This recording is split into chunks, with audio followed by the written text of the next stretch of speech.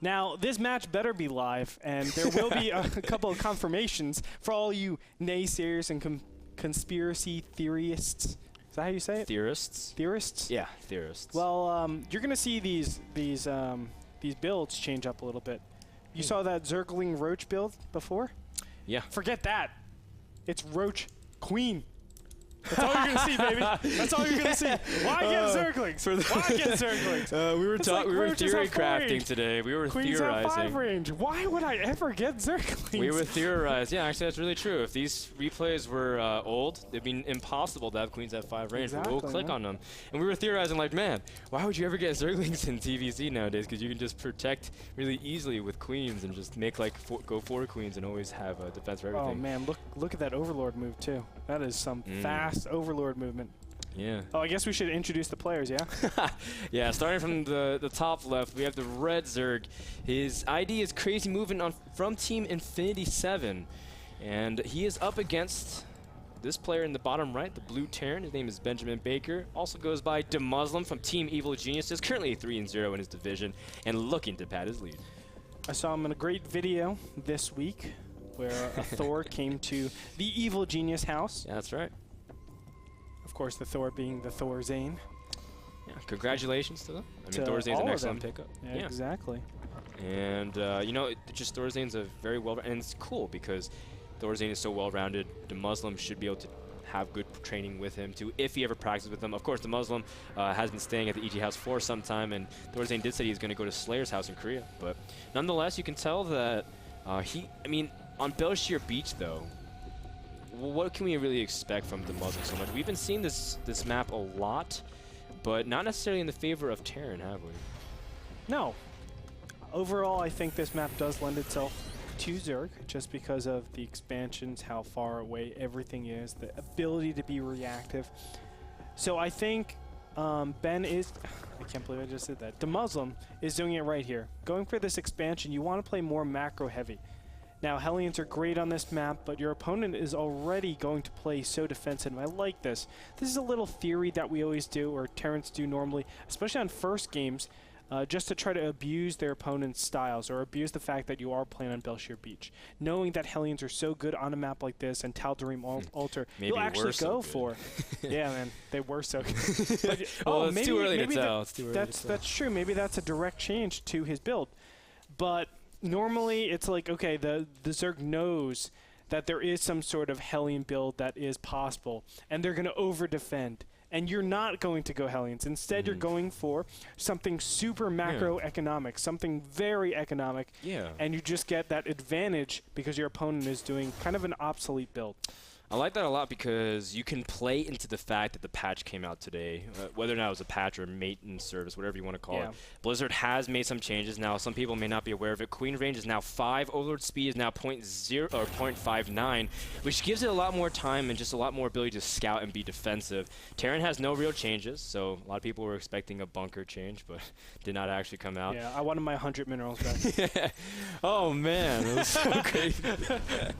You quiver when I say that. So it's the worst part. But no, we won't actually see that. Now, DeMusliM is doing this a pretty standard build, a fast expansion with follow with reactored Hellions, but it's not necessarily about the Hellions and the Queen range necessarily, but also geography of the map. It helps a lot in terms of the ramp, how wide it is, especially in Belshir Beach, but also there's no ramp between the main and natural, so that could also play a factor into DeMuslim's choice here. Yeah, and if your opponent isn't keeping up with creep spread, there's a very likely chance that it could do amazing damage. Now, I do want to mention CrazymoviNG didn't even bother defending against any sort of one-base Hellion play, even though it was well within his opponent's range. Yeah. And here we have him actually making Zerglings for the first time. He will try to clear out this third base. Of course, we know that there's nothing over there. But what he's looking for are Hellions out on the map and just making sure he's okay to take his third base.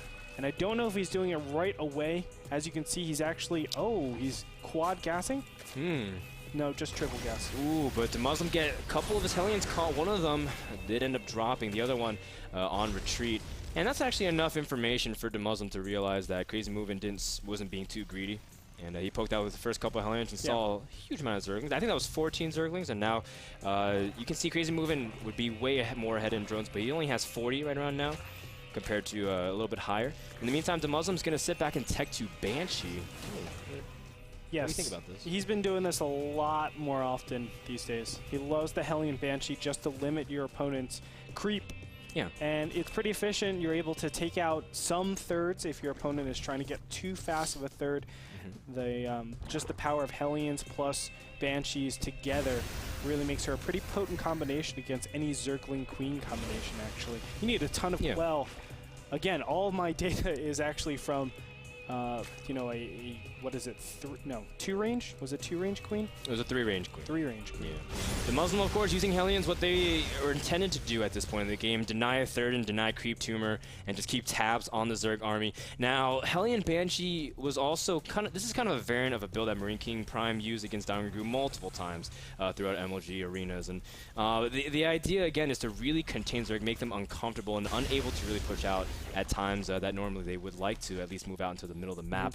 And CrazymoviNG is just content. He's going to stay on 2 base, tech to lair that is natural as well, which I like, you know, keeping it a little bit more fortified. Yeah, I think that's overall a better decision. The main is normally a huge point of contest.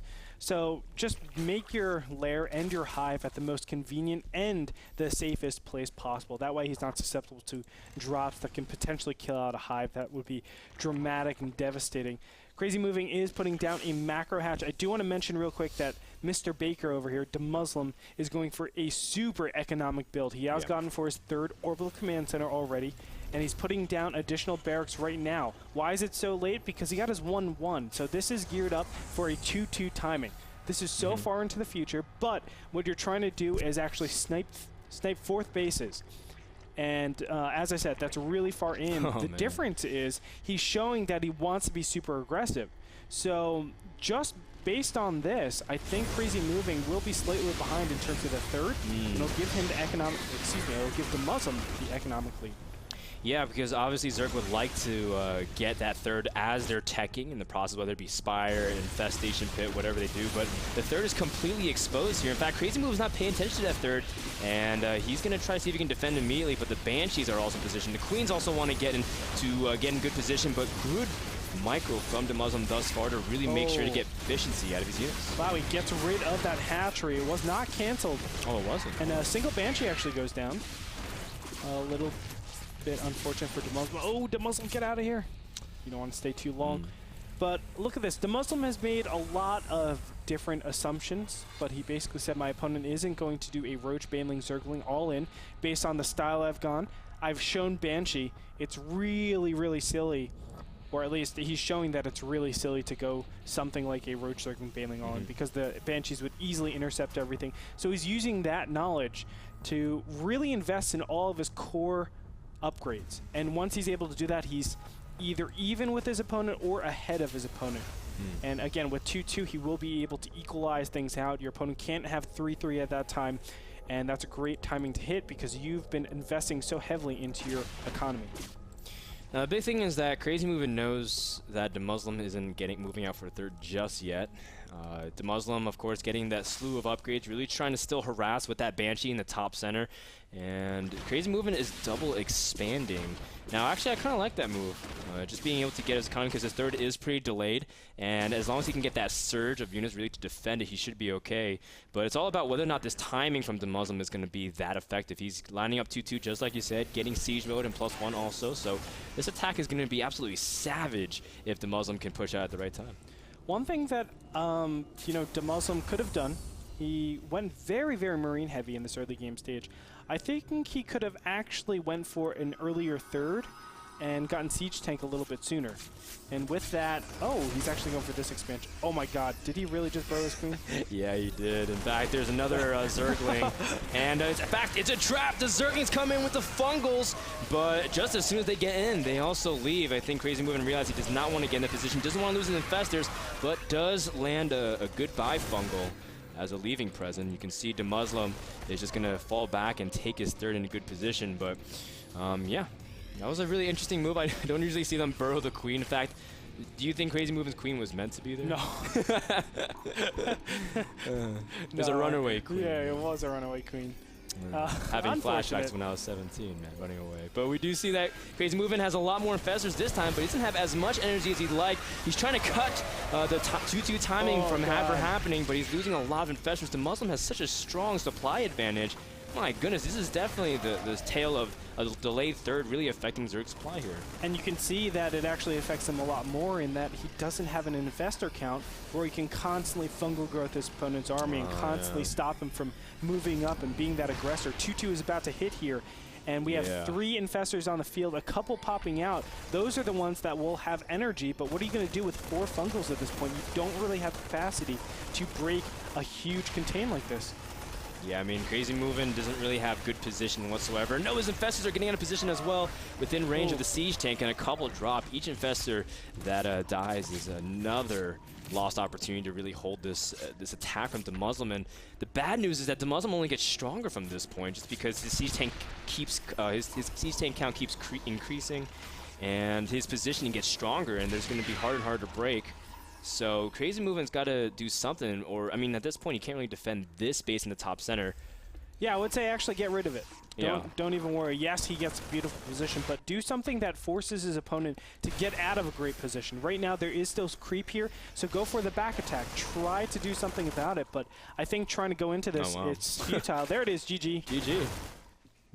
CrazymoviNG will fall. DeMusliM takes it after a very well executed build.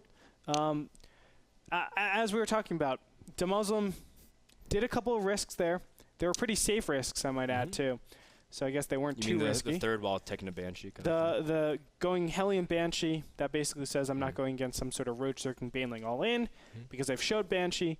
And then after that, you just tech to your third base. You're good to go. Obviously, your economy's roaring. It stopped his opponent's third for so long. He also killed that third hatchery. Yeah. That was pretty clutch. That was probably the defining moment of the game, being able to deny the Zerg's third. But CrazymoviNG has another opportunity. He does have map choice, and we'll find out what it is after this. But we want to thank our sponsor of that match, Epson, for providing the projectors for NASL Season 3.